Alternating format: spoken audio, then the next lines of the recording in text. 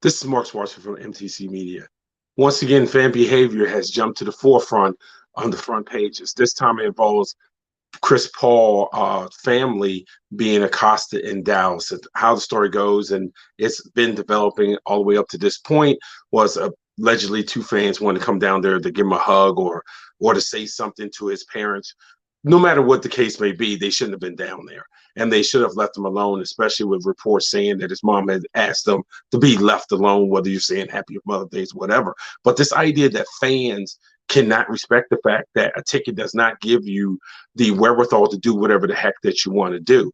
Now, what disturbed me even more was the social media post that says, well, Chris Paul needs to keep his family at home on road games. You know, you always know that in road games, things can happen, especially with your family. They hear stuff, so on and so forth. And I'm like, so here we're not going to chastise the people with the bad behavior.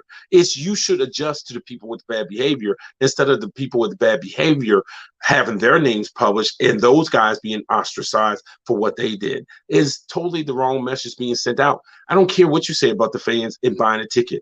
A ticket does not allow you to do anything in any walk of life. I can't go to the Kennedy Center and act like a fool and say, well, I bought a ticket. Look how much my ticket costs. I should be able to yell in the middle of a performance if I want to yell in the middle of a performance. That's not how it works. It's not how it works. Just because I buy a ticket to a concert doesn't mean I can run on stage. It's not how it works. It never works that way. But when it comes to athletes, especially in the NBA, we have a set of people out here who feels like, oh, well, I should be able to treat you any way I want to treat you. No, that's not how it works. Be a decent human being and quit being a hooligan. The wrong message was sent out when Dallas only suspended these people from being able to go to games to the end of the year. They should have been suspended for at least 2 years from being able to go to a Dallas Mavericks game because fans need to be sent a message. Your money does not mean that you can act like a complete and utter idiot and that you can sit around and act in a way that other fans feel uncomfortable with, and along with the players' family. Doesn't work that way.